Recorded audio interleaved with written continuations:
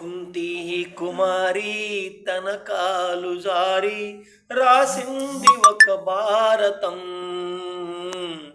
కన్యాకుమారి తన కాలు జారి చేసింది నా జీవితం. క్షణకాల పాపం కనుమాయ చేసి నా పేగు తెంచిందిరా. లోకాలు తిట్టే ఆ మురికి తొట్టే ననుగన్న కడుపాయరా. కుంతి కుమారి తన కాలు జారి రాసింది ఒక భారతం. కన్యాకుమారి తన కాలు జారి చేసింది నా జీవితం.